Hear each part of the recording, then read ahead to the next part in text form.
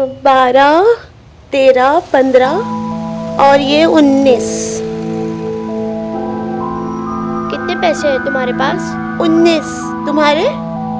35। अरे यार, तुम्हारे पास हर समय ज्यादा ही पैसे होते हैं। अच्छा ठीक है, हम जा रहे हैं रेलवे स्टेशन। तुम आ रहे हो का? नहीं, हम ये बाजार में ही घूमेंगे। अच्छा ठीक है।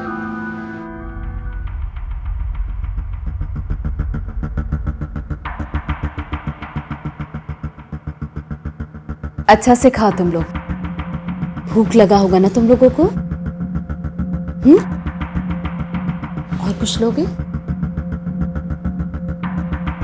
पानी? अच्छा एक बात बताओ, नाम क्या है तुम लोगों का?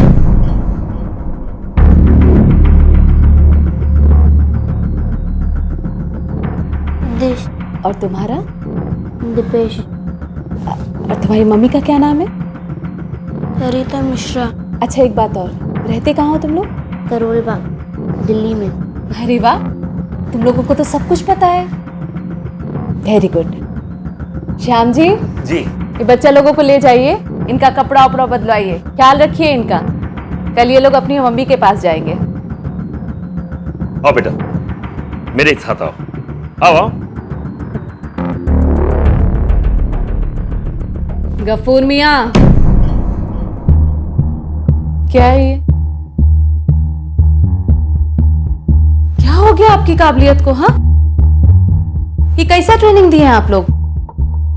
ये तो सब बता रहे हैं, अपना नाम, माँ का नाम, घर का पता भी। अगर इस तरह से सड़क पर निकल गए और सब कुछ बोल दिए तो क्या होगा पता है ना आपको? चलिए छोड़िए, कल भेजते हैं सही ठिकाने पर इनको। शक्ल सूरत अच्छी है, पैसा अच्छा मिल जाएगा। श्याम जी जरा आराम से, कोनो दाग वाग नहीं आना चाहिए। बेटा सुनो, यहाँ आओ, इधर आओ, घबराओ मत, इधर आओ। मुझे पहचाना? मैं वहाँ आरोही में आया था। तुम वही बच्चे हो ना? नाम नाम, अरे सुनो सुनो बेटा,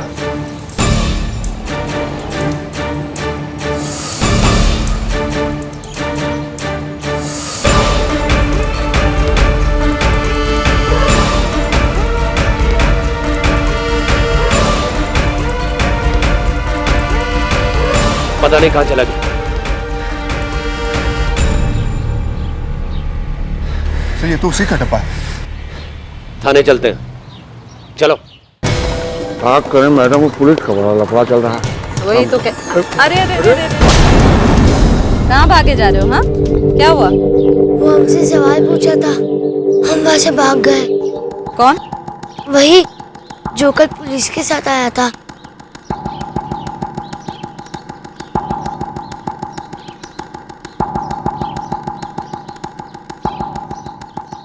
तुमने कुछ बोला क्या? नहीं, हमने मुंह नहीं खोला। Very good. श्याम जी आया। ले जाइए इसे, बोल देगा तो खतरा है। समझ गया मैडम। हाँ।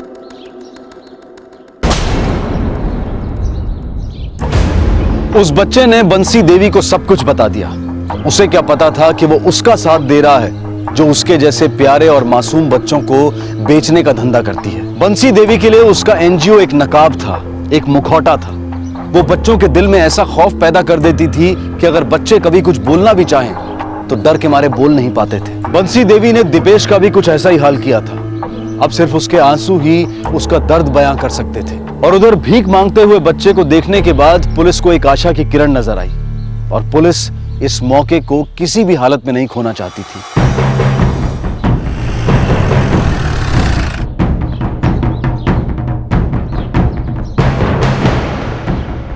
आज हम अंजलि के साथ बाहर गार्डन तलाशी। कहाँ जा रहे हैं आप लोग? अंदर सुनिए मेरी बात। क्या है ये सब? सच है कि आप एनजीओ के आड़ में भीख मांगने का धंधा चलाती हैं? क्या श्याम जी? जी मैडम। क्या कहा आपने?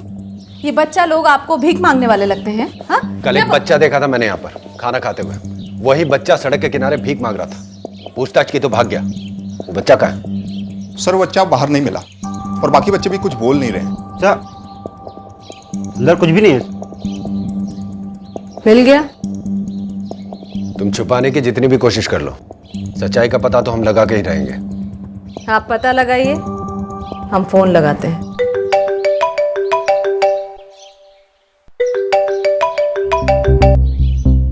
हेलो, हाँ बोलो धर्मेश।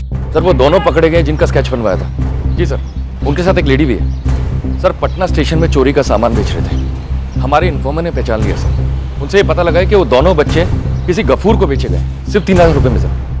गफूर का एड्रेस है?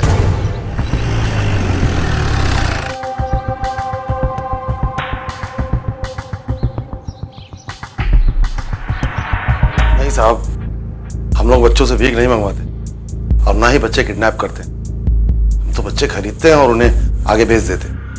किसे बेचते हो? बंसी देवी को, और वही बच्चों को भीख मांगने के काम पे लगाती है। किसी भी इलाके में कोई भी उसकी इजाजत के बगैर भीख नहीं मांग सकता। कौन सा बच्चा कब कहां क्या बन के भीख मांगेगा ये वही तय करती है। तो सिर्फ ट्रेनिंग देते। तो ये ट्रेनिंग स्कूल है? जी साहब।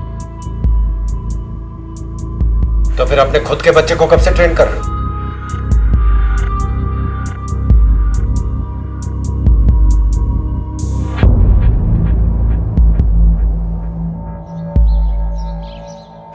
आपको क्या लगता है?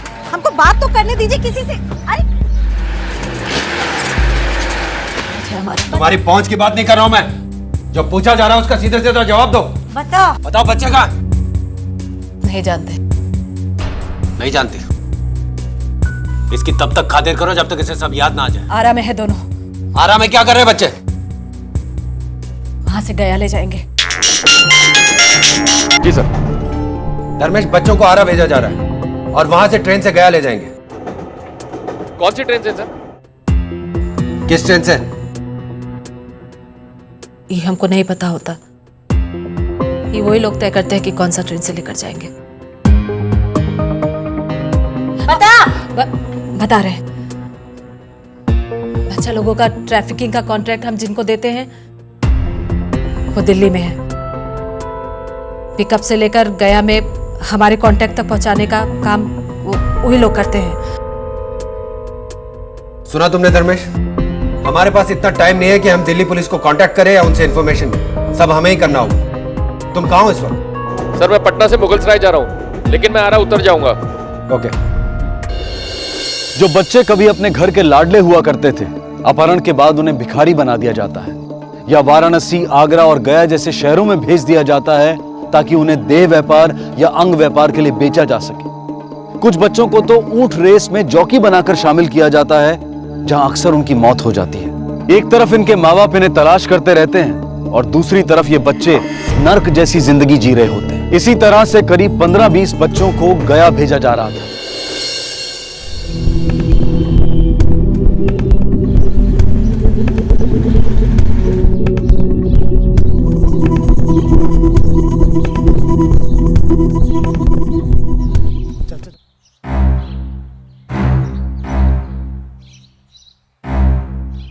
ये ले, इसे तू पकड़। बच्चे भी लेके जा। चल, ध्यान रखना, पुलिस हम पे कुछ ज्यादा नजर रखे हुए है। कोई किसी से बात नहीं करेगा, किसी के साथ नहीं रहेगा। अगर एक दूसरे का फोन नंबर भी हो ना तो कोई कांटेक्ट नहीं करेगा, ठीक है? इसे तू लेकर जाएगा। वहाँ एक औरत मिलेगी जो इसकी माँ बनकर आएगी और गया स्टेशन पहुँचते ही इन बच्चों को वहाँ पहुँचा देना जहाँ का पता दिया हुआ है। पैसे वहीं मिल जाएंगे। हथियार रख लिए? हाँ। लेकिन हथियारों का इस्तेमाल तब तक नहीं करोगे जब तक मैं नहीं कहूँगा, समझे? ठीक है। ये लो ट्रेन का टिकट, गया एक्सप्रेस 9:45 का ट्रेन है। तुम लोग आसपास की बोगी में ही रहोगे, समझे? निकलो। और दूसरी टीम हमारी?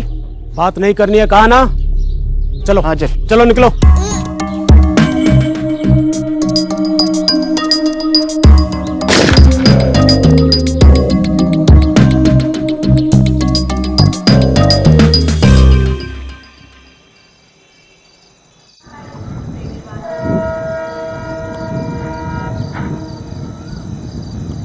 सर एक ट्रेन अभी निकल रही। हाँ दूसरी 9:45 पर है। हाँ, उसके बाद अगली 11:30 बजे। कीप एन आई। हाँ क्योंकि हमें ये नहीं पता है कि बच्चों को किस ट्रेन से भेजा जा ठीक, रहा है। Right sir, okay.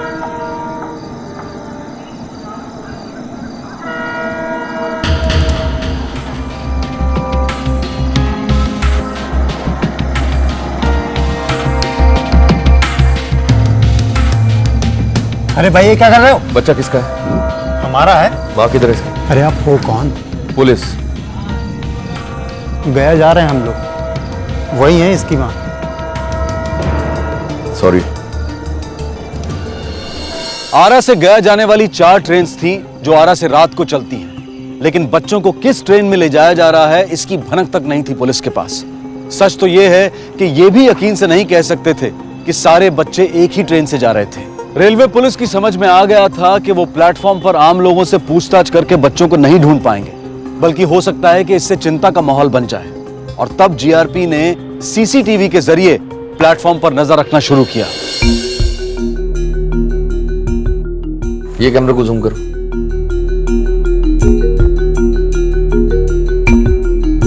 इसको मॉनिटर पे लेकर।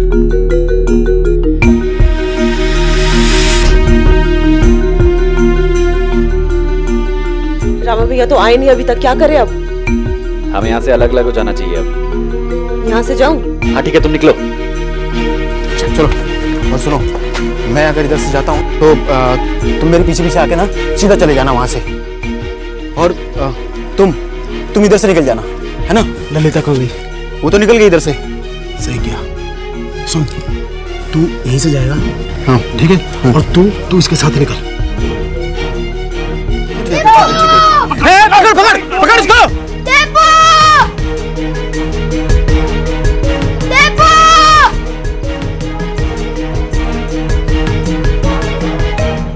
क्या बात है भाई साहब?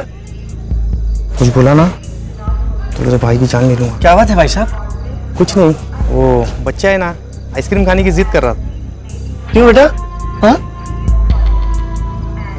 ठंड है इतनी और आइसक्रीम खाने की बात कर रहा है, बीमार हो जाएगा। सही है बेटा, आपके पापा सही तो बोल रहे हैं।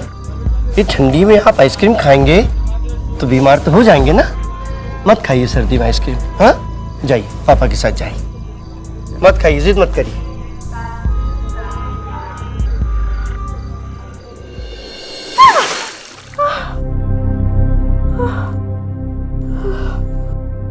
दिव्येंद्र, कुछ पता चला?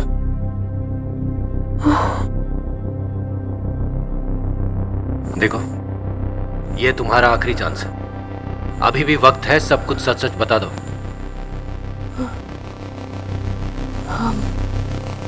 हम सच में कुछ नहीं जानते। कांस्टेबल, अपना बेंच लेके आओ। नहीं, हम नहीं जानते। सच में कुछ नहीं जानते। एक मिनट, इसको जूम कर।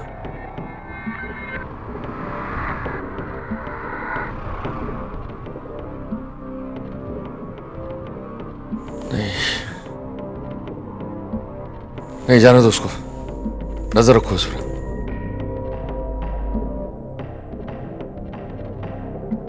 और बता,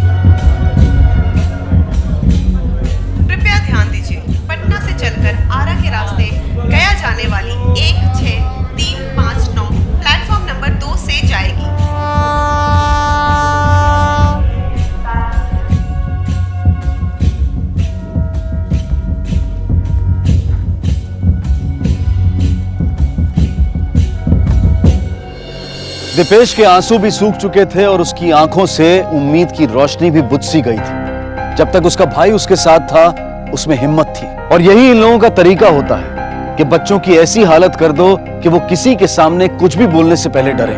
एक तरफ बच्चे आरा स्टेशन पहुंच चुके थे और दूसरी तरफ जीआरपी की समझ में अभी तक नहीं आ रहा था कि उन्हें किस ट्रेन से भेजा जा रहा था। समय निकलता जा रहा था और जीआरपी की चिंता बढ़ती जा रही थी। इसको जूम करो।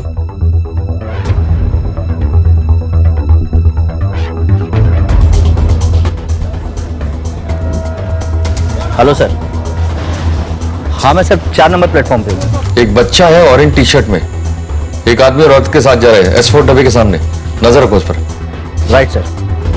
S4 ये है क्या? नहीं, ये अपना नहीं है, आगे होगा।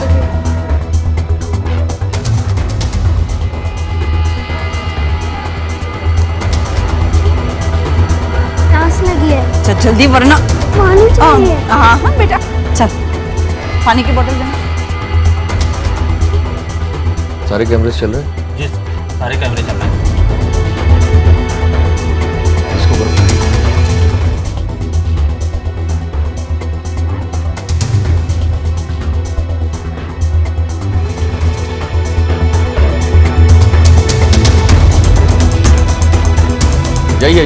यही है।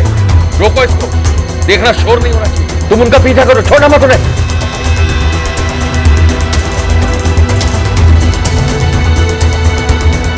एक मिनट इधर आइए, साइड में आइए, साइड में। बच्चे को छोड़िए, इधर आइए। क्या हुआ? अभी सब पता चल जाएगा, आप साइड में रहिए।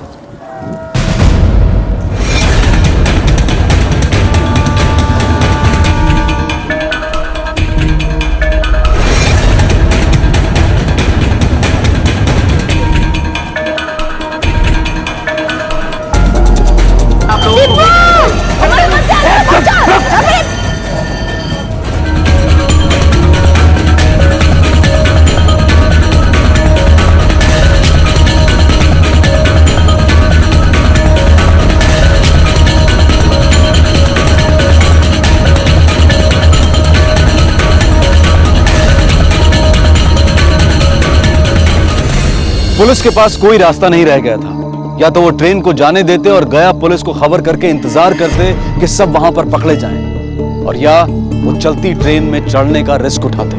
अपने भाई को अकेला ना छोड़ने की वजह से सिद्धेश ट्रेन में चढ़ा था। तो वहीं यूपी पुलिस की भी तारीफ करनी होगी, क्योंकि चलती ट्रेन में चढ़कर क्रिमिनल्स का सामना करना कोई आसान काम नहीं था।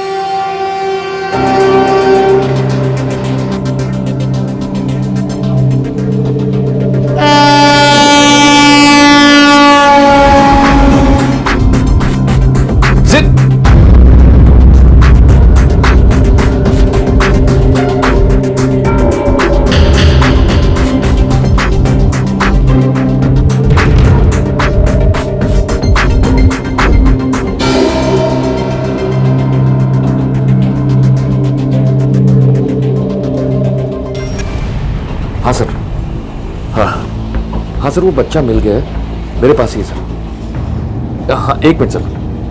बेटा आपको पता है कितने लोग हैं? 6-7 सर 6-7 लोग हैं बता रहा है। That's very good Dharmesh. और बाकी के बच्चे? हाँ आपको पता है बाकी के बच्चे कहाँ हैं? नहीं सर, इसे नहीं मालूम है। ओके।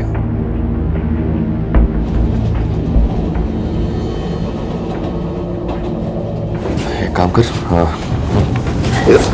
सो जा चल।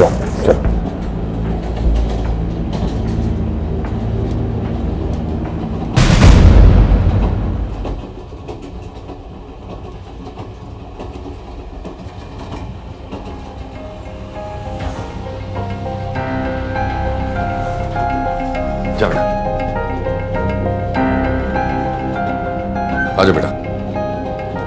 अच्छा एक बात बताओ, जब आपको पुलिस ने बचा लिया था तो आप दोबारा से ट्रेन में क्यों चढ़ गए थे? क्योंकि मेरा भाई इसी ट्रेन में है और मैंने मेरे भाई से वादा किया था कि मैं यही ट्रेन में रहूं। आप बहुत बहादुर हो। अच्छा एक काम करो, आप अभी यहीं रुकना, ठीक है? और अंदर से दरवाजा बंद कर लेना। कोई भी बाहर से दरवाजा खटखटाए खोलोगे नहीं। जब तक मेरी आवाज नहीं सुनोगे आप दरवाजा मत खोलना, ठीक है?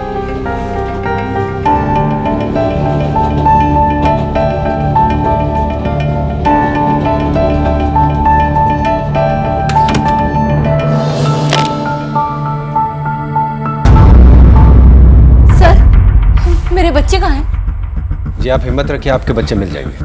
मिल जाएंगे? मुझे पुलिस स्टेशन से फोन आया था कि मेरे बच्चे मिल गए हैं। वो फोन मैंने ही आपको करवाया था।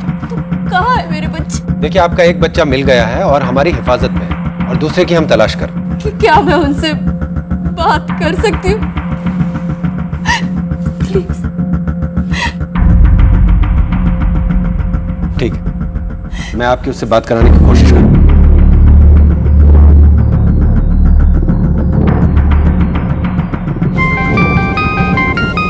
हेलो इंस्पेक्टर, वो बच्चा कहाँ है? सर, वो सेफ है। क्या हम उससे बात कर सकते हैं? उसकी माँ यहाँ हमारे साथ है, वो बात करना चाहती है। हाँ सर। सर, मैंने उसे बाथरूम में ही रहने को कहा है। उसकी जान को खतरा है सर, लेकिन उसकी मम्मा से कहिएगा सर कि वो बच्चा बहुत बहादुर है। अब एक मिनट इंस्पेक्टर, मैं आपको स्पीकर पे लगा रहा हूँ। आपका बेटा बहुत बहादुर है। उसे तो आरा स्टेशन पर ही बचा लिया गया था, लेकिन वो दोबारा से ट्रेन में चढ़ गया था, क्योंकि उसने अपने भाई को वादा किया था कि वो उसके साथ ही रहेगा। उसका ख्याल रखना धर्मेश, और अपना भी। जीआरपी के कितने कांस्टेबल है तुम्हारे पास? सर, कुछ कहना मुश्किल है, लेकिन 2 या मैक्सिमम 4 होंगे सर। मुझे कोई भी इंफॉर्मेशन मिली तो मैं तुम्हें तुरंत बताऊंगा। जी सर। All the best.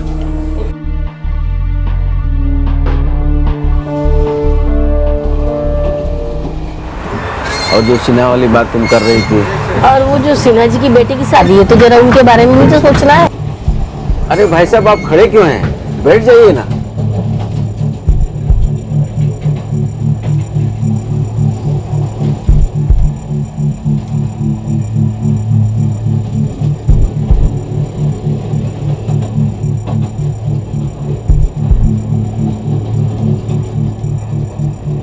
माँ, पानी दो, मैं प्यास लगी है। हाँ हाँ, दे दे दे। नीचे बोतल सजा सजा, बाद में पी लेना।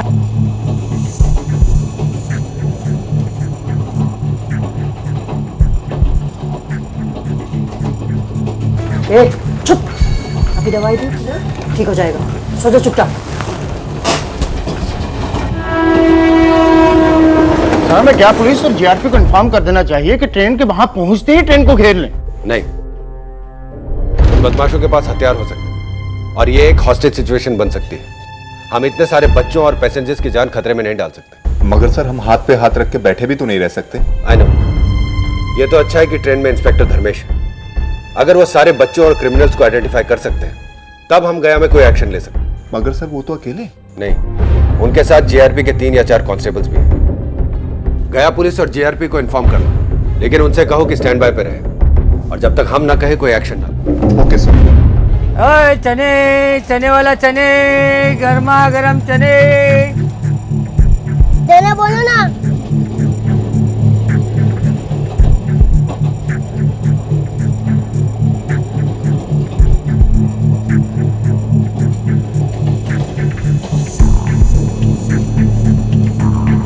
चने वाले चने, गर्मा गर्म चने।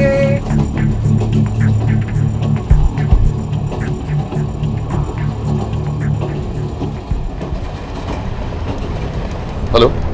हाँ धर्मेश, बोलो। हाँ सर, 2 बच्चे आइडेंटिफाई हो गए। सीट नंबर नोट करो। S3, 41 और 42।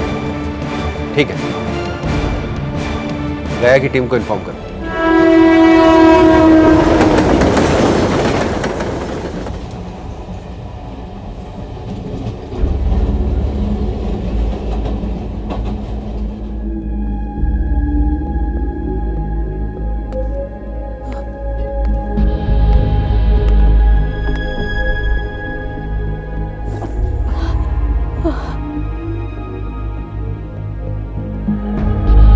जब हमको पता चला कि पुलिस वालों को खबर हो गया है, तो हमने बच्चा लोगों को जल्दी जल्दी एनजीओ से हटा दी।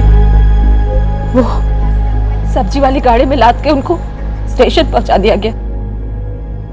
इसके बाद से हमको कुछ नहीं पता। सर, आरएस स्टेशन के बाहर एक बच्चे की लाश मिली। क्या?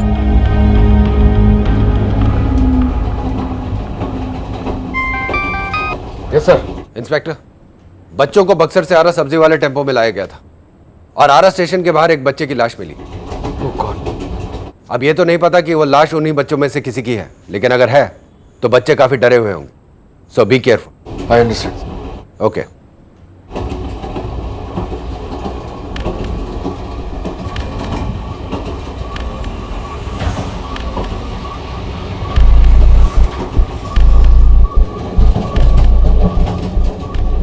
बहुत देर से घूम रहे हो, क्या बात है, किसी को ढूंढ रहे हो क्या? हाँ, हमने भी नोटिस किया, बहुत देर से इधर उधर घूम रहे हो, क्या चक्कर है? बैठने की जगह ढूंढ रहा था। अरे भाई गाड़ी इतनी खाली पड़ी हुई है, कहीं बैठ जाओ, आ जाओ, यहीं बैठ जाओ, आ जाओ। हाँ तो हम क्या कह रहे थे, वो जमीन का था ना, अरे हम कितना मनाए उसके ऊपर, पानी नहीं।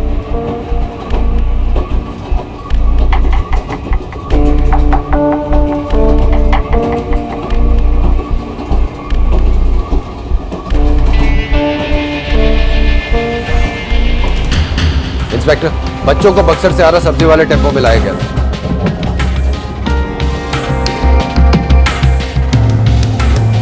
हमको पेशाब करना है।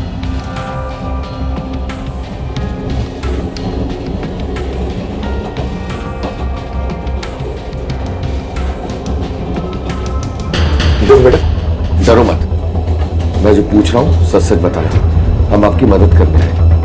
आप बक्सर में भीख मांगते थे ना, मुझे पता है कि अभी आपको गया ले जाया जा रहा है ना? ठीक है, अब जो मैं कह रहा हूँ वो करना है। यहाँ से चुपचाप निकल कर अपनी सीट पर जाकर बैठ जाना और किसी से कुछ मत कहना, ठीक है? अब मैं कहने जाता हूँ तो मेरे पीछे आना।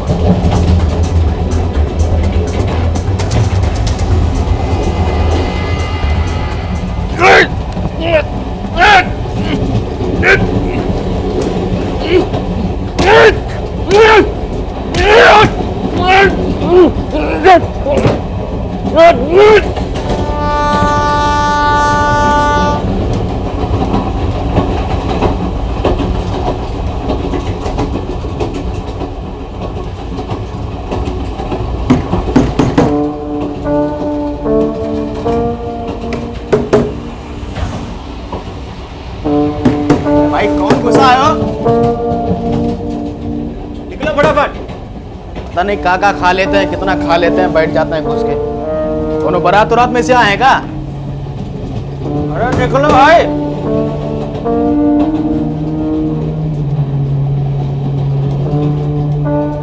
क्या भाई, इतना खा के बैठ जाते हो आगे?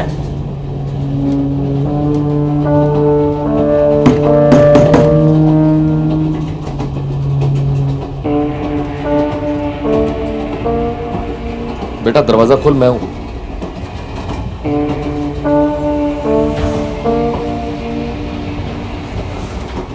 बेटा बेटा दरवाजा खोलो, मैं पुलिस अंकल हूं।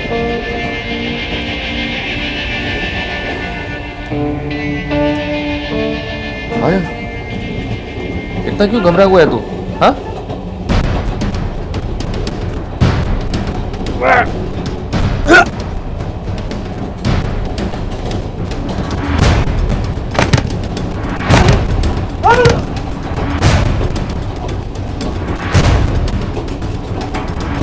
बेटा दरवाजा खोल।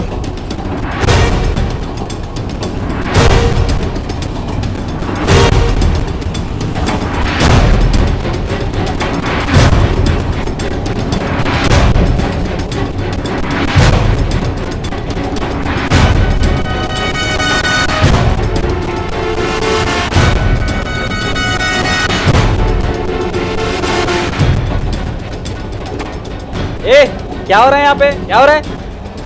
Inspector Dharmesh, GRP Mughalsarai. Yes sir. एक काम करो, तुम दोनों यहीं खड़े रहना, अंदर का आदमी किसी भी कीमत पे बाहर नहीं आना चाहिए। Okay sir.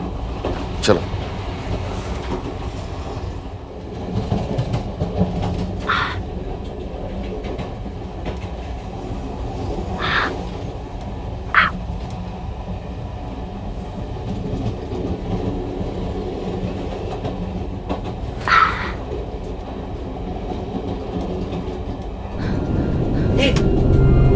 कहाँ जा रहा है?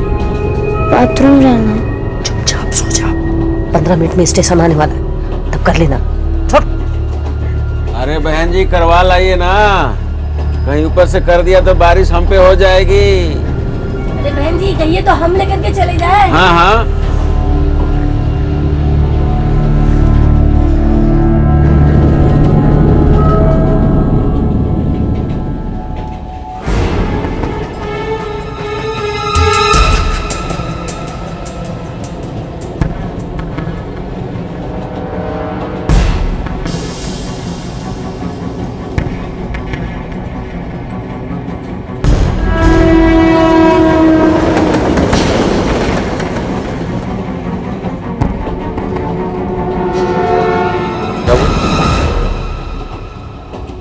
उनमें से कोई है क्या? मैंने आपसे कहा था ना कि आपकी जान को खतरा है। अच्छा एक काम करो, जैसा मैं कहता हूं वैसा करोगे। अभी तो सोने की एक्टिंग करना, ओके?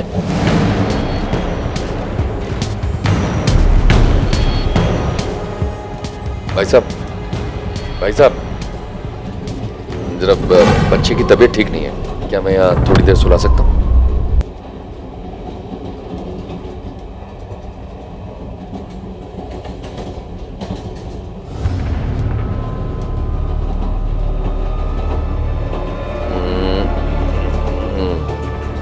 संभाल के।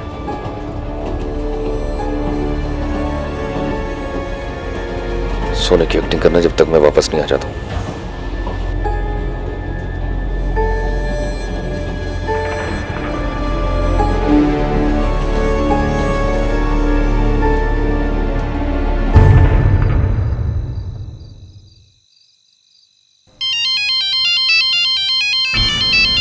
इन्हें गाड़ी में बिठाओ। हाँ इंस्पेक्टर। सर S423 पे जो आदमी बैठा हुआ था वो मारा गया है और 2 बच्चे वहीं बैठे हैं। इंस्पेक्टर, ट्रेन गया कुछ ही मिनटों में पहुंच जाएगी और अगर तब तक आपने सारे क्रिमिनल्स और बच्चों को आइडेंटिफाई नहीं किया तो प्रॉब्लम हो सकती है। Did you understand Dharmesh? Train गया पहुंचते ही जीआरपी के कुछ जवान ट्रेन में चढ़ जाएंगे और आपके बताए सीट नंबर्स पर पहुंच जाएंगे। सर सबसे बड़ी मुश्किल की बात यह है कि जिस बच्चे को मैं पहचानता हूँ सर, वो अभी तक ढूंढ नहीं पाए होंगे। कोशिश करते रहो इंस्पेक्टर, हम भी गया पहुंच रहे हैं। चलो।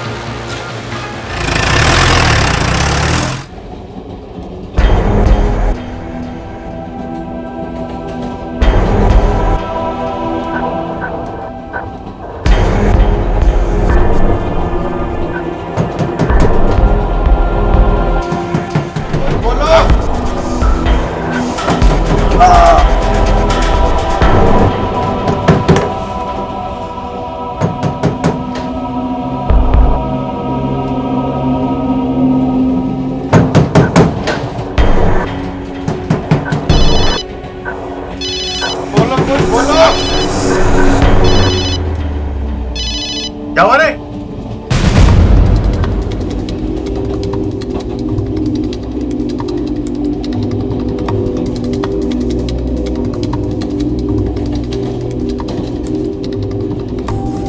यस सर, मैं अभी आया।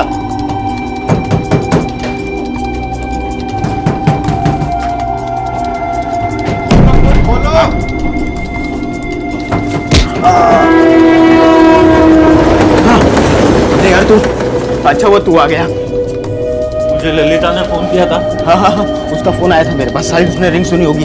देख, पुलिस को खबर लग चुकी है। वो पुलिस वाला बच्चे के साथ में था। इसका मतलब गया स्टेशन पे पुलिस तैयार होगी। एक काम कर, जिसको खबर कर सकता है कर, ठीक है? और हम यहाँ से चेन खींचते हैं और निकलते हैं। चल फटाफट।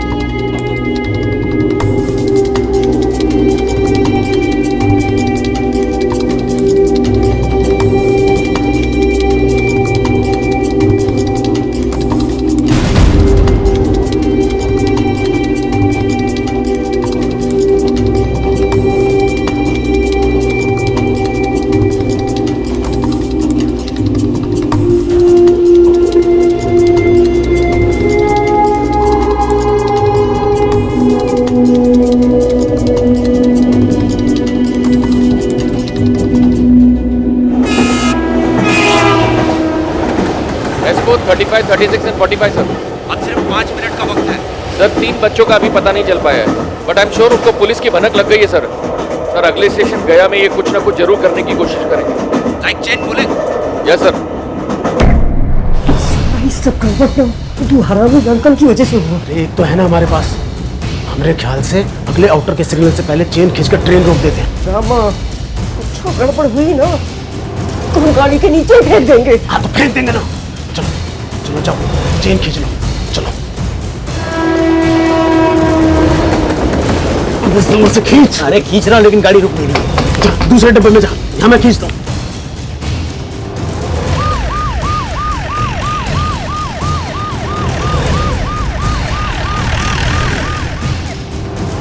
हाँ सर, ठीक है ठीक है।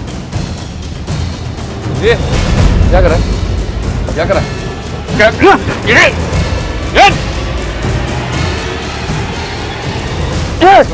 पकड़। चल चल लेके जा इसको।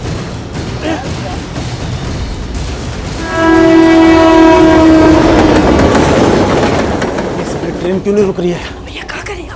अरे वो वहां गया था, मर गया क्या? दरवाजा खोल, कूदते हैं।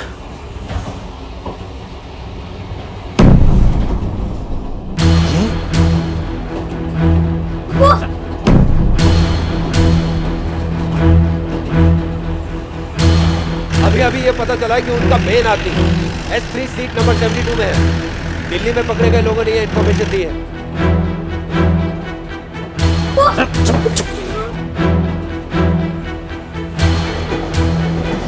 गाड़ी बहुत तेज है, स्टेशन नहीं है। बच्चे को नहीं मत। ए दरोगा, पीछे हट, पीछे नहीं तो पिल्ले को ना चलती थी गाड़ी से फेंक देंगे। बच्चे को नहीं फेंकना। बच्चे जा रहा हूँ। गन रख रहा हूँ।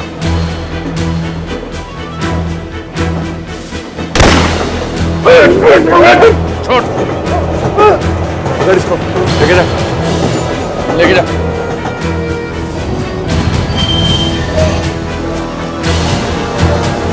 छोड़ो उसको, कुछ नहीं किया है, कुछ नहीं किया।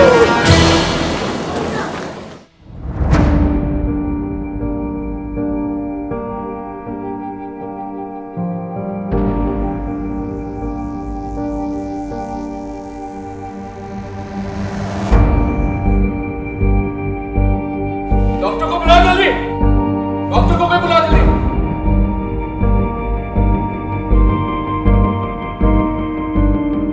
सिद्धेश, मम्मा।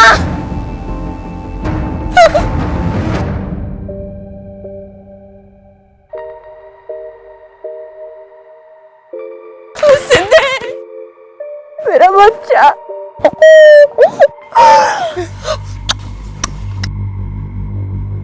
दीपू का है? हाँ, वो दीपू।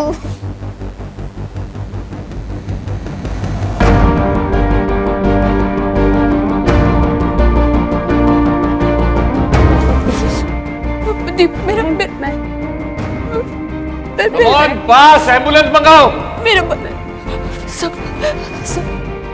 मेरा दीपू कैसा है? आप परेशान मत होइए, सब ठीक हो जाएगा। डॉक्टर ने कहा है कि ऑब्जर्वेशन में रखना पड़ेगा उसको।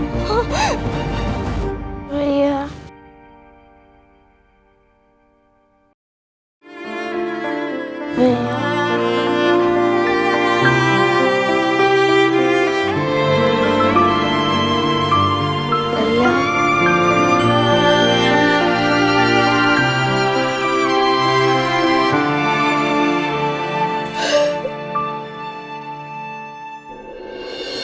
इस तरह एक सफर खत्म हुआ, एक ऐसा सफर जिसमें दो बच्चों को एक ऐसे नर्क से गुजरना पड़ा कि नास्तिक के दिल में भी आस्था जाग जाए।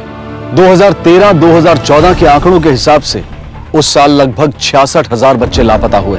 हर 8 मिनट में किसी बच्चे का अपहरण होता है और इनमें से ज्यादातर बच्चों को बेच दिया जाता है। यूपी पुलिस और रेलवे पुलिस ने जिस चतुराई और जाबाजी के साथ इस केस को हल किया वो सराहनीय है। जिस तरह के लोग बेगिंग माफिया यानी कि बच्चों का अपहरण करके उनसे भीख मंगवाने के व्यापार में शामिल हैं, ऐसे लोग बहुत खतरनाक होते हैं, किसी की जान भी ले सकते हैं। पुलिस तो अपना काम बखूबी निभा ही रही है, लेकिन हमारा भी फर्ज बनता है कि हम सतर्क रहें, अपनी आंखें खुली रखें। आपके आसपास पार्क्स में, मोहल्ले में, मार्केट में या स्कूल के बाहर या फिर किसी भी सार्वजनिक स्थल पर अगर आपको कोई भी संदिग्ध हरकत दिखाई दे तो आप तुरंत पुलिस को इत्तला करें। अगर हम आज की इस भागती दौड़ती तेज रफ्तार वाली जिंदगी में सतर्क रहने के लिए थोड़ा सा भी वक्त निकाल पाएं तो शायद हम आने वाली मुसीबतों से अपने आप को सुरक्षित रख सकते हैं। पुलिस हमारी मदद करती है तो हमारा भी फर्ज है कि हम पुलिस की मदद करें। आपसे फिर मुलाकात होगी अभी थोड़ी ही देर में रात 11 बजे क्राइम पेट्रोल सतर्क में। देखते रहें क्राइम पेट्रोल, सबक एक को, सीख हम सबको। जय Hind.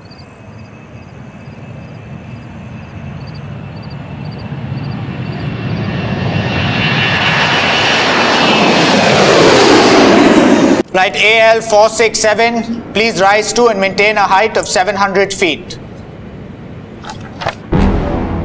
Are you sure? Flight AL467, please turn around and come back immediately. We have just got information that there might be a bomb on board your aircraft. I repeat, there might be a bomb on board your aircraft. Please return immediately. We have arranged for military personnel, we have arranged for medical services, all waiting for you on your arrival. Please return immediately. I want the runway shut down. I want all the flights diverted to Chandigarh in the next 10 seconds. No traffic in or out of here. I want to see this. इसे zoom करो। Sir, confirm news है। Collar ने 5 flight में बम की warning दी है। जिन flights का take off नहीं हुआ है उन्हें रोक लो। जो टेक ऑफ कर चुके हैं उन्हें वापस बुला लो। सभी एयरक्राफ्ट्स को सिक्योरिटी बे में पार्क करो और जल्द से जल्द हर पैसेंजर्स को फ्लाइट से निकालो। 632 लोगों की जान खतरे में। Now do it fast, come on. Sir, पिछले 1 घंटे के सीसीटीवी फुटेज दिखाओ मुझे। Come on, hurry up. आतंक और दहशत के साए में जी रहे हैं हम। कहीं भी, कभी भी, किसी भी जगह पर आतंकवाद दस्तक दे सकता है। रेलवे स्टेशंस पर, ट्रेन्स में, हवाई जहाज में, 5 स्टार होटल्स में, सब जगह पर। जनवरी 2015 एक और टेरर अटैक की खबर आई। इस बार अलग अलग एयरलाइंस के 5 हवाई जहाज निशाने पर थे। 1000 पैसेंजर्स की जान खतरे में थी। लेकिन कहानी सिर्फ यहीं तक सीमित नहीं थी। अभी बहुत कुछ था जो सामने आना बाकी था।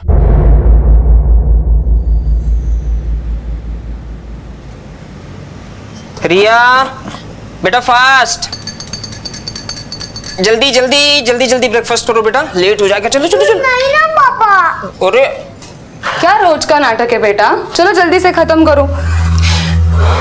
Good morning Suju. Good morning. तबीयत ठीक है ना? नहीं, रात देर से आंख लगी थी। ब्रेकफास्ट नको, बाद में कर लूंगी।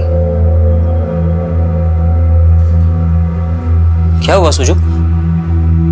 छुट्टी ले लो, तबीयत ठीक नहीं है? नहीं नहीं, उसकी कोई जरूरत नहीं। मम्मा मेरे साथ नाश्ता करो ना। हाँ बेटा, तुम खा लो, मैं आती हूँ। रिया, रिया बेटा, मम्मा बिजी है ना, और हमें स्कूल भी तो जाना है। स्कूल जाके बहुत सारे गेम्स भी तो खेलनी है, जिसके लिए बॉडी भी तो। तुमने अभी तक दूध खत्म नहीं किया। जल्दी जल्दी जल्दी जल्दी पकड़ो पकड़ो पकड़ो, fast fast fast fast. Riya, finish your milk. अरे हो गया मम्मा, रिया तो फर्स्ट नंबर आ गई। चलो चलो जल्दी जल्दी जल्दी जल्दी। Very good.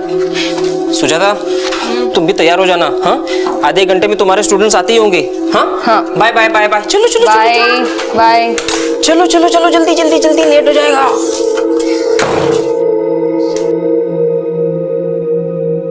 और मुझे ना ड्राइंग में ना 3 स्टार्स मिले। Oh wow, very good. देखो तो, looking nice. Good morning Mahesh. Good morning. Good morning बेटा। Good morning aunty. कीत तैयार है? कीत, कीत बेटा, 1 minute. Hi Mahesh. Hi, sorry again यार। वैसे आज मेरा टर्न था बच्चों को स्कूल ड्रॉप करने का। कल ऑफिस में बहुत काम था इसलिए देर हो गई। अरे कोई प्रॉब्लम नहीं, मैं हूँ ना, आई विल ड्रॉप देम। अच्छा चल, ऑफिस के लिए देर हो रही है मुझे। See you. Bye bye Riya. Bye बेटा। चले कित? महेश ये लो। ये किसके लिए? रिया के लिए? नहीं, तुम्हारे लिए। Oh so sweet, thank you. Bye कीत। Bye mama. चलो चलो, लेट हो जाएगा। बाय। चलो नीचे, चलो नीचे। बैठो जल्दी, बैठो जल्दी।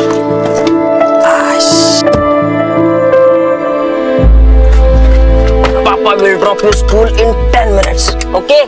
रिया बेटा, सीट बेल्ट लगाओ। मम्मा का स्टूडेंट इतनी जल्दी कैसे आ गया? पापा चलो, बहुत लेट हो रहा है। हाँ।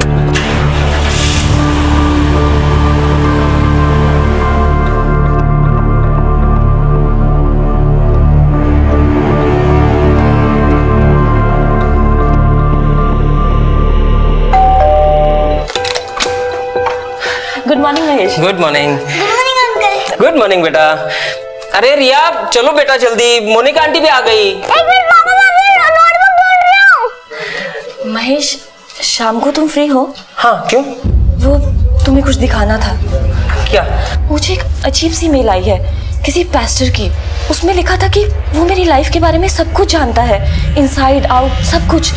और उसने ये तक लिखा है कि मैं एक बहुत अच्छी इंसान हूँ और वो मेरी मदद के लिए ईमेल लिखा है। उसमें ये भी लिखा है कि मेरा बहुत बुरा वक्त आने वाला है। अरे लेकिन ये है कौन? I don't know. मैं शाम को एक बार तुम्हें मेल दिखाऊंगी, शायद तुम कुछ पता लगा लो। ठीक है, शाम को मिलते हैं। हाँ? ठीक है, बाय। चलो चलो चलो। चलो बाय गीत, बाय रिया। दो परिवार जिनके बीच बेहद करीबी रिश्ता था, उनकी जिंदगी में एक गुरुजी और एक पादरी दाखिल हो चुके थे। एक सुजाता की पर्सनल लाइफ के बारे में बहुत कुछ जानता था और दूसरा मोनिका की। क्या सचमुच कोई इन दोनों की मदद करना चाहता था, या फिर यह कोई एक ऐसा रहस्य था जिस पर से पर्दा उठना अभी बाकी था? Debit what comes in and credit what goes out and expenditure. एक सेकंड। सुजाता बेटी, आज की रात वो होगा जो तुम चाहती हो। उसके बारे में उस इंसान को भी मत बताना जो इस वक्त तुम्हारे सामने बैठा है, तुम्हें ही देख रहा है। आज पूनम की रात है, महायज्ञ के लिए शुभ मुहूर्त है। तुमने फोटो भेज दी है, उससे काम हो जाएगा। बस और एक काम करना बाकी है। मैं यज्ञ के दौरान तुम्हारे अंतर्मन यानी सबकॉन्शियस से कनेक्ट करना चाहता हूँ। इसके लिए जरूरी है तुम्हारा कॉन्शियस सो जाए। तुम तो साधना करती नहीं हो, तो तुम्हारे लिए सबसे आसान तरीका है कि तुम शराब पियो। जितनी पी सको पी लेना, डरना मत, संकोच मत करना। यज्ञ के लिए जरूरी है ये। जब सिर्फ अंतर्मन ही जागा होगा तब मेरे शब्द तुम्हारे भीतर पहुंचेंगे और उसके बाद तुम हमेशा के लिए तुम्हारे प्रेमी के साथ रह सकोगी। तब मैं तुम्हारे सामने प्रकट भी हो जाऊंगा, देख सकोगी तुम मुझे। सस्नेहा, गुरुजी।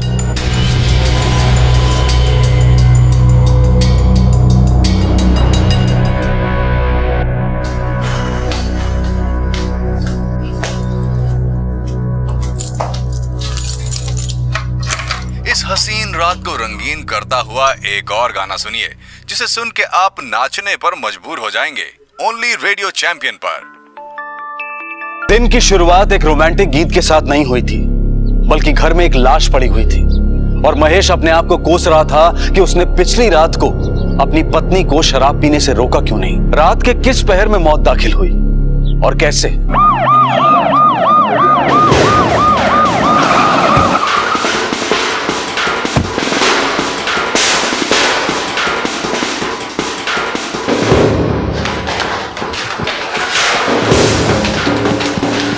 चलो बाजू हटो, बाजू हटो, हटो हटो, साइड साइड।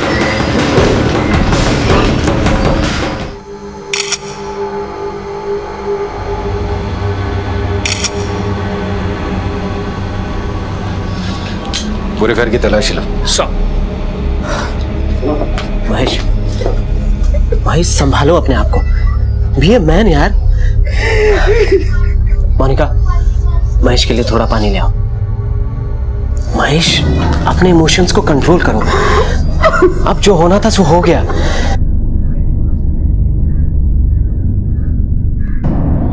दफ्तरदार साहब, कहानी क्या है? सच बोलेंगे आप? आपकी वाइफ के साथ आपका रिलेशनशिप कैसा था? दफ्तरदार साहब, कुछ पूछा है मैंने आपसे। आपकी वाइफ के साथ आपका रिलेशनशिप कैसा था? जिंदगी थी मेरी वो, लव मैरिज थी हमारी। मैं कभी नहीं चाहता था कि हमारा रिश्ता टूटे। रिश्ता न टूटे मतलब? आपका किसी के साथ चक्कर था? नहीं सर। और वाइफ का? वाइफ का चक्कर था किसी के साथ? क्या आपकी वाइफ का किसी के साथ चक्कर था? हाँ। इसलिए मार डाला उसको? कैसी बात कर रहे हैं सर आप? मैं प्यार करता था अपनी वाइफ से, उसे क्यों मारूंगा? मैंने नहीं मारा उसे। किसके साथ चक्कर था आपकी वाइफ का? उसका एक स्टूडेंट। नाम? राहुल।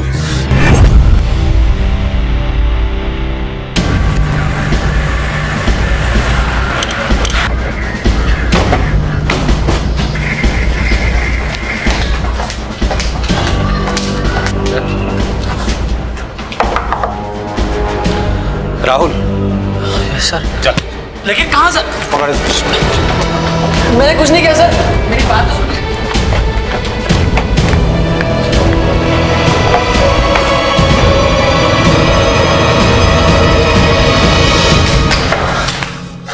क्यों बे हीरो? बहुत जवानी चढ़ी है तुझको। क्यों मारा सुजाता दफ्तरदार को? मैंने नहीं मारा उसे सर, मैं तो कल रात हॉस्टल में था सर। आपको यकीन नहीं आता तो आप मेरे रूममेट से पूछ लीजिए, हम लोग पढ़ाई कर रहे थे सर। कितनी पढ़ाई कर रहे थे अच्छी तरीके से पता है मुझे। इसके हॉस्टल में फोन करके पता लगाओ सच बोल रहा है कि झूठ बोल रहा है ये। क्या बोलती थी सुजाता दफ्तरदार अपने हस्बैंड के बारे में? कुछ बातें तो चलती होगी ना तुम लोगों के बीच में? नहीं सर, ज्यादा कुछ नहीं सर। मुझे सिर्फ इतना पता है कि वो अपनी मैरिड लाइफ से बोर हो चुकी थी सर। और तुम उसके लिए एंटरटेनमेंट थे? एंटरटेन करते थे उसको? हाँ? चल सीधे सीधे बोल, अपने हस्बैंड के बारे में क्या बोलती थी वो? ज्यादा कुछ नहीं सर। सर प्लीज सर, आप ये सब बातें किसी को नहीं बताइएगा सर, मेरा करियर बर्बाद हो जाएगा सर। वो टीचर थी मेरी सर। इश्क लड़ाते समय सोचा नहीं कि टीचर है, अभी फट रही है। इसका बयान वेरीफाई करो, और झूठ बोल रहा है तो बंद करो इसको।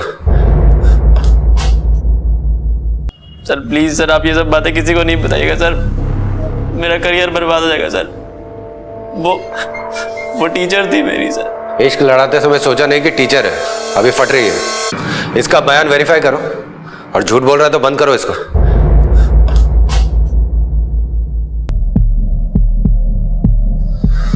ठीक है बेटा, देखो डरने की जरूरत नहीं है। मैं आपसे सिंपल से सवाल पूछूंगा। अच्छा बताओ, कल रात को क्या हुआ था? बोलो बेटा, बोलो। रिया बेटा, कल रात को जब आपके पापा घर पे आए तो आपकी मम्मा क्या कर रही थी? मम्मा ड्राइंग कर रही थी, मैं ड्राइंग कर रही थी। फिर पापा आए, फिर मेरे बेडरूम में लेकर, फिर उन्होंने बोला कि मम्मा भी बहुत अपसेट है, हम मम्मा से सुबह बात करेंगे। फिर उन्होंने मुझे स्टोरी सुना, फिर मैं सो गई। पापा रात को उठकर कहीं गए थे? ये पापा तो मेरे पास ही सोए थे, मैंने उनको जगाया था।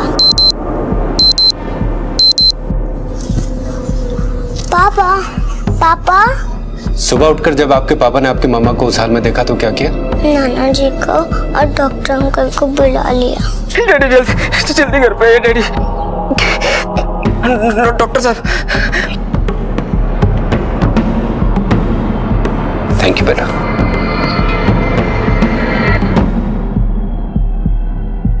रिटायर्ड डीआईजी हूँ, समझ सकता हूँ आपको केस के हर एंगल का इन्वेस्टिगेशन करना है। आप तो अच्छी तरह से समझते हैं सर कि आपका बयान इस केस के लिए कितना जरूरी है। सर, आपके दामाद ने बताया था कि आपकी बेटी का अफेयर था किसी के साथ। हाँ, पता चल गया था मुझे।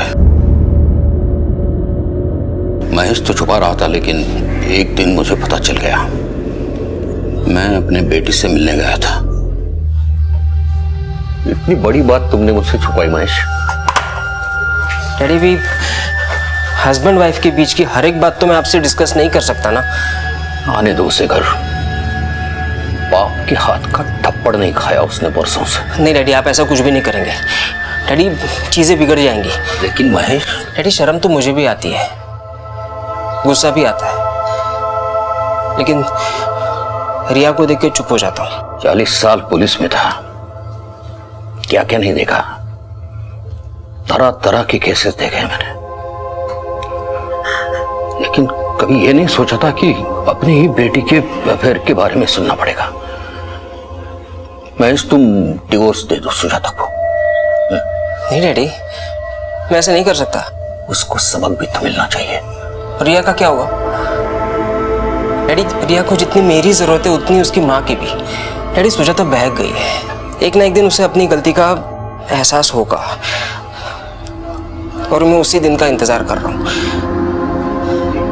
प्यार करता हूँ मैं उससे। अपनी बेटी को तो अच्छी तरह से जानता हूं मैं। खुद पे जरा भी कंट्रोल नहीं था उसका। जो चाहती थी वो करती थी। अपने से 10 साल छोटे बच्चे के साथ अफेयर था उसका। लाज वाटते मला ती मुलगी आहे माझी, शर्म आती है मुझे। सर, आपको कभी भी अपने दामाद पर जरा भी शक नहीं हुआ? क्यों शक करूं मैं उस पे? सिर्फ इसलिए कि मौत मेरी बेटी की हुई। इंस्पेक्टर, मैं भी डीआईजी था डिपार्टमेंट में। जॉब से रिटायर्ड हूं, दिमाग से नहीं। इतना सब हो जाने के बाद भी, अपनी वाइफ के अफेयर के बारे में जानने के बाद भी ना उसने कभी उस पे हाथ उठाया, ना कभी इसी बात को लेकर तमाशा किया, क्योंकि वो चाहता था उसकी छोटी बेटी पे इसका पूरा असर ना हो। उसे लगता था एक न एक दिन सब कुछ ठीक हो जाएगा। बहुत ही नेक इंसान है वो। सर, एक minute. Excuse me. Sir, postmortem report और ऑटोप्सी रिपोर्ट आ गई हैं। कोई हाथापाई नहीं हुई है। सर पर चोट लगने से ही मौत हुई है। खून में अल्कोहल की मात्रा काफी थी। सर, हमने क्राइम सीन को रिक्रिएट करके देखा है। ये पॉसिबल लग रहा है कि नशे में पांव फिसल गया हो या बैलेंस गया हो और सर टेबल से टकरा गया। रेडियो की आवाज काफी तेज थी, चीख सुनाई नहीं दी होगी, इसलिए ना पति की नींद टूटी ना बेटी की। ये मर्डर नहीं सर, एक्सीडेंट लगता है। सुजाता की मौत को एक्सीडेंट करार दिया गया और वो फाइल बंद हो गई। लेकिन अभी भी एक सवाल था जिस पर शक की सुई अब तक ठहरी नहीं थी। कौन थे वो गुरुजी जो सुजाता को ईमेल्स भेज रहे थे, और कौन है वो पादरी जो अभी तक मोनिका को ईमेल्स भेज रहा है? क्या ये किसी की कल्पना की उड़ान थी या फिर जुर्म की कड़ियों का सूत्रधार? 3 हफ्ते बाद वो फोन कॉल आया। Hello, Bangalore airport, how may I help you? आज सुबह आसमान में आतिशबाजी होगी। Flight number AL467 RT105 FG111 DK7345 और BL9188 इन सब में बॉम्ब प्लांट किए हैं। कुछ ही घंटों में इन सब में फतेह हमारी होगी। हेलो हेलो सर, अभी एक फोन कॉल आया है। 5 फ्लाइट्स में बॉम्ब रखे गए हैं। Flight AL467, please return immediately. This is a code red emergency. We have just got information that there might be a bomb on board your aircraft. Sir, confirm news है। Collar ने 5 flight में बम की warning दी है। जिन flights का take off नहीं हुआ है उन्हें रोक लो, जो टेक ऑफ कर चुके हैं उन्हें वापस बुला लो। सभी एयरक्राफ्ट्स को सिक्योरिटी बे में पार्क करो और जल्द से जल्द हर पैसेंजर्स को फ्लाइट से निकालो। 632 लोगों की जान खतरे में। Now do it fast, come on. Sir, 4 planes check हो चुके हैं, कोई बॉम्ब नहीं मिला। 5वां भी लगभग चेक ही हो चुका है, कोई खतरा नहीं है। परेशान कर रखा है इस धमकी वाले झूठे कॉल ने।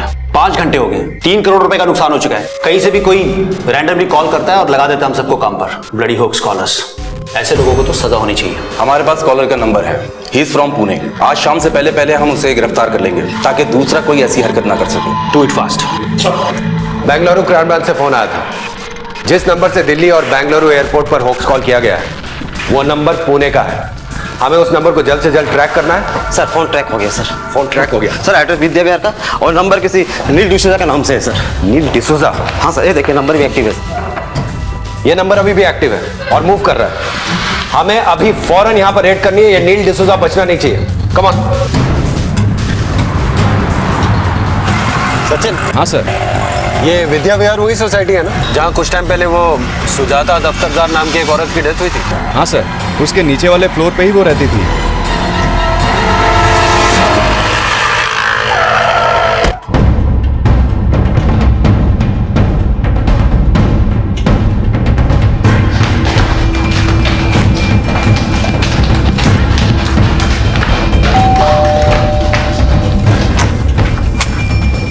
नील डिसूजा कहाँ है? सर, बात क्या है? हटो। अरे सर आज बेंगलुरु और नई दिल्ली एयरपोर्ट पर बॉम्ब रखे जाने के एक फोन कॉल आने से काफी हड़कंप मचा। 5 फ्लाइट्स की तत्काल लैंडिंग कराई गई और उनकी जांच की। नील डिसूजा जी? हाँ, मस्ती चढ़ लिया है। अभी उतारते मस्ती। फोन दे अपना। फोन दे। फोन कहाँ है? सर, आखिर हुआ क्या है? बताइए तो सही। इसी फोन से फोन किया था ना तुमने? हाँ, इसी से किया था। सर, आखिर मैडम, आपके हस्बैंड ने एयरपोर्ट पे थ्रेटनिंग कॉल किया है कि फ्लाइट में बॉम्ब है। न्यूज़ नहीं देखी आपने? और कोई फोन है तुम्हारे पास? और कोई फोन है? मेरे पास यही फोन है सर। मैडम, आपका फोन दीजिए। सर, मेरी समझ में कुछ नहीं आ रहा है, आप क्या कह रहे हैं? सर, बेडरूम में कुछ नहीं मिला। किचन में देखो। ओके।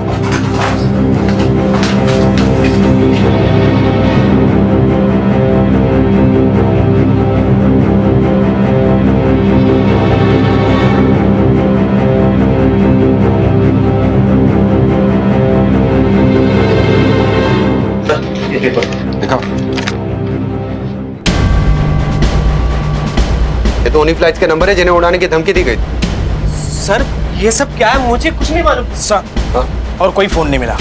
इसको अरेस्ट करो। सर सर मेरी बात सुनिए, आपको जरूर कोई गलतफहमी हुई है। सर प्लीज मेरी बात सुनिए। मोनिका, मोनिका, क्या हुआ ये सब?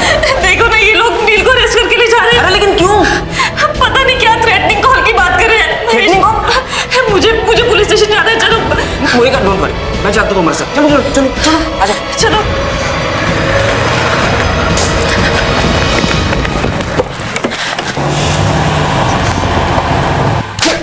चल, अभी मुझे सच सच बता, क्यों फोन किया था दिल्ली और बेंगलुरु एयरपोर्ट पे? कौन से टेररिस्ट ग्रुप को बिलोंग करते हो? सच सच बताओ मुझे। सर मैं सच कह रहा हूँ, मुझे कुछ नहीं पता।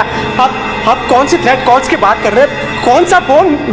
मेरी तो कुछ भी समझ में नहीं आ रहा है। ये देख, ये पेपर तेरे घर से मिला है जिसमें उन फ्लाइट के नंबर हैं जिन्हें थ्रेटिंग कॉल किया गया था, और ये वो 2 फोन हैं जो तुम्हारे घर से मिले हैं, तुम्हारे और तुम्हारे वाइफ के। लेकिन इसमें वो नंबर नहीं है जिससे थ्रेटनिंग कॉल किया गया था। वो नंबर था 4466 77722।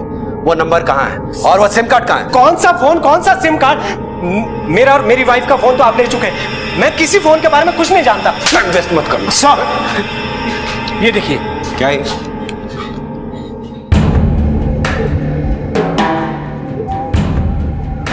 क्या? मुझे क्या मालूम सर। फतेह हमारी होगी।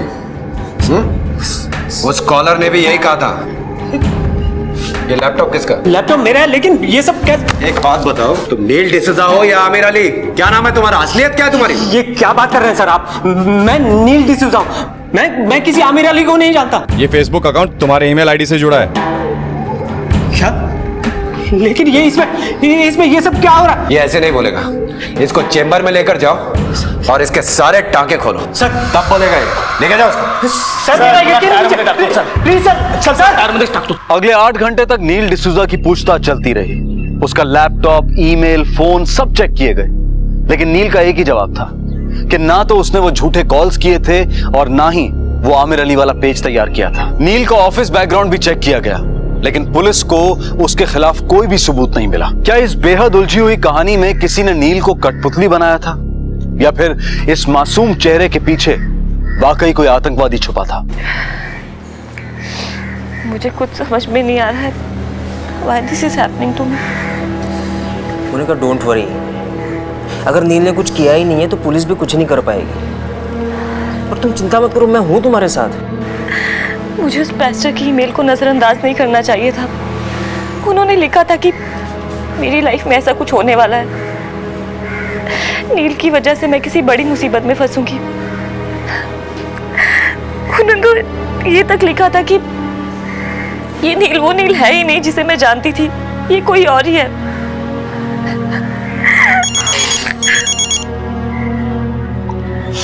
डैडी का फोन है, मैं जरा बात कर लेता हूँ। ना वो फोन मिल रहा है ना सिम कार्ड। नील भी कुछ नहीं बोल रहा। एक बात मेरी समझ में नहीं आ रही कि अगर नील ने वो फोन किए थे तो घर बैठ के हमारा इंतजार क्यों कर रहा था? उसे तो पता होना चाहिए ना कि पुलिस उसकी लोकेशन ट्रैक कर लेगी। या तो वो बहुत शातिर है या फिर बेवकूफ। साहब एक मिनट साहब, इकड़े पकड़। नील का जो नंबर ढूंढ रहे हैं और जिसे बॉम्ब ब्लास्ट की खबर दी थी, उसका ट्रैकिंग सॉफ्टवेयर सिग्नल ऑन दिखा रहा है। हाँ, और लोकेशन तो पुलिस स्टेशन बता रहा है। हाँ, इसका मतलब वो फोन यहीं कहीं है, लेकिन कहाँ? एक काम करो, तुम नील की वाइफ को फिर से चेक करो। मैम एक सेकंड प्लीज।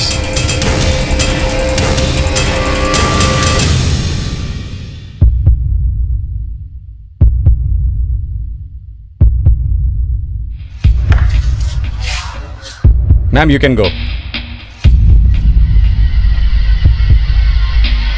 नील की वाइफ के पास कुछ नहीं मिला।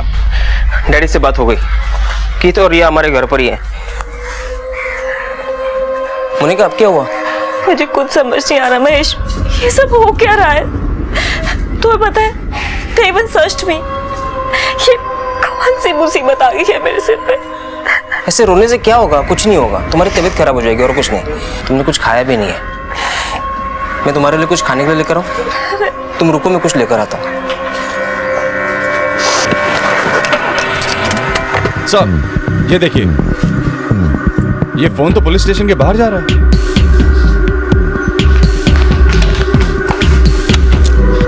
वो सफेद गाड़ी, पीछा करो उस गाड़ी का।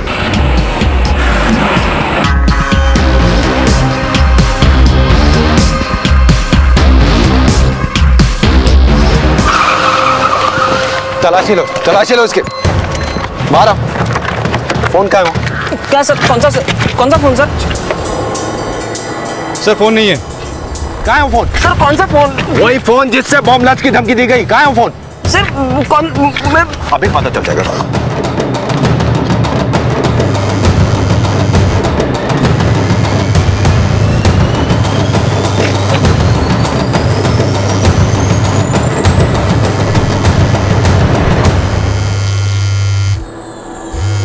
सर ये क्या है? मेरा नहीं सर। नील ने रखा होगा। नील ने रखा होगा। सर मैंने कुछ नहीं किया सर। चलो।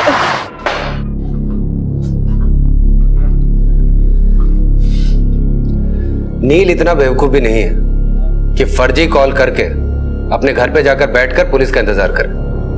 दफ्तरदार, तुम पर मुझे पहले ही शक हुआ था।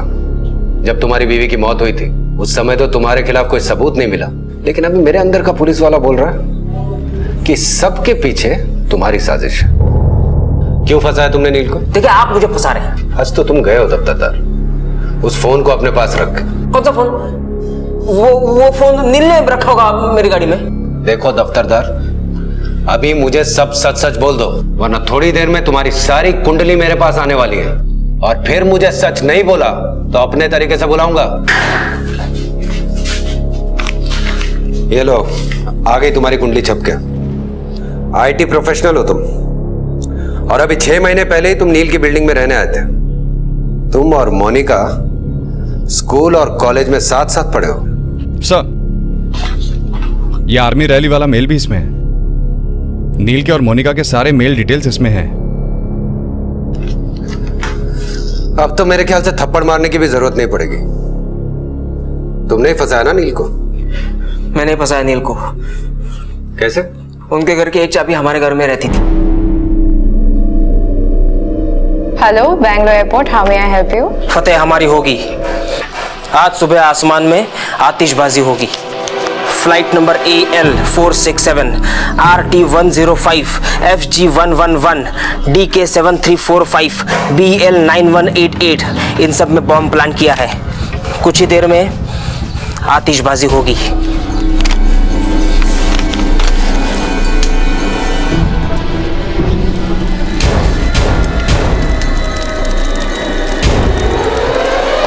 सर ये देखिए, महेश के लैपटॉप में क्या है? एक मेल अकाउंट है, godblessmychild@email.com। ये मेल पर ये तस्वीरें आई थी। कमाल है, तुम अपने ससुर को खुद बताते हो कि तुम्हारी बीवी का किसी के साथ अफेयर चल रहा है। अपनी बीवी से बोलते हो कि तुम उससे बहुत प्यार करते हो, और फिर अपनी बीवी और उस लड़के राहुल की नेकेड तस्वीरें अपने लैपटॉप पे रखते हो। गलती की उस रिटायर्ड DIG की बात पे भरोसा करके। अब बताओ ये सब चक्कर क्या है? बोलो। मैं जानता था मेरी वाइफ का किसी के साथ अफेयर चल रहा है, और इसीलिए मैंने एक प्लान किया। सुजाता बेटी, आज की रात वो रात है, उसके बारे में उस इंसान को भी मत बताना जो इस वक्त तुम्हारे सामने बैठा है। आज पूनम की रात है। तुम तो साधना करती नहीं हो, तो तुम्हारे लिए सबसे आसान तरीका है कि तुम शराब पियो। जितनी पी सको पी लेना।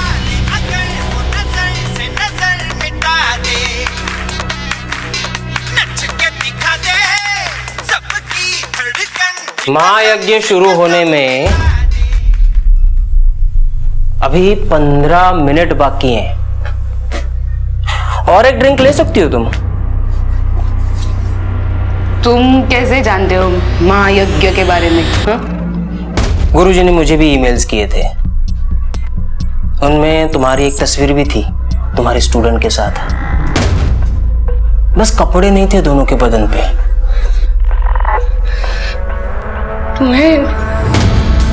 तुम्हें ये भी पता है? हाँ, सिर्फ मुझे ही नहीं, तुम्हारे डैड को भी पता है। तुम्हारी ऐसी तस्वीर देखकर बहुत शर्मिंदा हुए। तुम्हें पता है गुरुजी कौन है? हाँ? गुरुजी ने कहा था ना, महायज्ञ के बाद वो प्रकट हो जाएंगे। बस गुरुजी प्रकट हो गए। तुम ये सब क्यों किया तुमने? पहले अपनी बीवी के साथ, फिर नील के साथ। आखिर तुम चाहते क्या थे? मोनिका, प्यार करता था मैं उससे। हाँ हाँ, हम दोनों एक साथ एक ही कॉलेज में पढ़ते थे। वो भी मुझ में इंटरेस्ट दिखाती।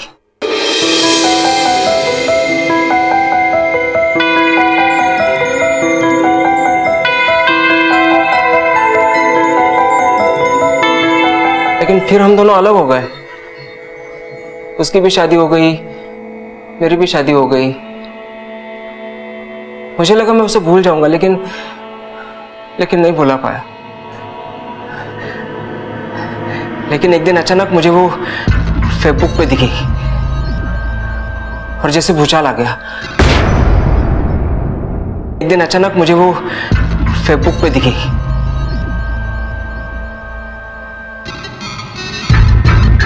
बहुत बार बातें होती थी उससे, और जब भी बात होती थी वो नील का जिक्र जरूर करती। मैं अंदर से जल भून जाता। मैंने मेरी वाइफ को बताया कि पूना में एक अच्छा जॉब है। मैंने उसी बिल्डिंग में फ्लैट लिया जहाँ पर मोनिका रहती थी। पास्टर के नाम से ईमेल्स भी मैंने ही लिखे। मैं चाहता था कि मोनिका उसके हस्बैंड को छोड़ दे, लेकिन वो ऐसा कर नहीं पा रही थी। लेकिन मुझे ऐसा लग रहा था कि उसके दिल में अभी भी मेरे लिए वही फीलिंग्स हैं। महेश, ये लो। ये किसके लिए? रिया के लिए? नहीं, तुम्हारे लिए। मेरे लिए? हाँ, मैंने बनाया है। आई नो तुम्हें प्लम केक बहुत पसंद है ना? सो स्वीट, थैंक यू। लेकिन नील और सुजाता की वजह से वो आगे कदम नहीं बढ़ा पा रही थी। 3 साल से मेरी प्लानिंग चल रही थी। तुम्हारा प्लान नहीं, बेवकूफी थी। वो कभी कामयाब नहीं होता। वो फोन तुमने अपने पास रखा, वो भी ऑन। ये तुम्हारी दूसरी बेवकूफी थी। और तुम्हारी तीसरी और सबसे बड़ी बेवकूफी ये थी कि तुमने सोचा कि पुलिस बेवकूफ है। मिस्टर महेश दफ्तरदार, ऐसा कोई जुर्म नहीं जो अपने पीछे कोई सुराग न छोड़ जाए। तुमने मोनिका को पाने के खातिर एक कत्ल किया। ना सिर्फ अपनी जिंदगी बर्बाद की, बल्कि अपनी बेटी की जिंदगी भी बर्बाद की। अब तुम्हारी बेटी के सर पे ना तो मां का साया रहेगा और ना ही बाप का।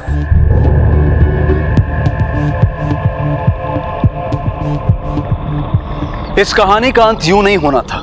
कहानी लिखने वाले ने अंतिम दृश्य कुछ और ही सोचा था। अगर महेश द्वारा रचे गए प्लॉट के मुताबिक कहानी आगे बढ़ती तो महेश की हैप्पी एंडिंग की कल्पना सच हो जाती। वो पादरी की ईमेल्स का जाल तब तक बुनता रहता जब तक उसे उसका प्यार हासिल नहीं हो जाता। लेकिन जुर्म चाहे कितने भी महीन धागे से क्यों ना बुना हो, चाहे कितनी भी सफाई से क्यों ना बुना हो, कोई ना कोई सिरा पीछे छूट ही जाता है। एक झूठे फोन कॉल ने इस प्रेम कहानी के आखिरी दृश्य को नए सिरे से लिख दिया और अब महेश सलाखों के पीछे है। सन 1982 में बने the suppression of unlawful acts against safety of civil aviation act को पहली बार किसी थ्रेटनिंग या झूठे कॉल करने वाले अपराधी पर इस्तेमाल किया गया है। इस एक्ट के तहत महेश को उम्र कैद की सजा हो सकती है। अपनी प्रेम कहानी लिखते लिखते कब वो जुर्म की कहानी लिखने लगा, ये महेश समझ ही नहीं पाया। प्यार से घरौंदे बनाए जाते हैं, तोड़े नहीं जाते हैं। आपसे फिर मुलाकात होगी अगले एपिसोड में और खुलासा करेंगे एक और जुर्म का। तब तक अपना ख्याल रखें, सतर्क रहें, सुरक्षित रहें और देखते रहें क्राइम पेट्रोल सतर्क। सबक एक को, सीख पूरे देश को। जय हिंद। इस तरह के और भी एपिसोड देखने के लिए हमारे चैनल को सब्सक्राइब करें और बेल आइकन दबाना ना भूलें।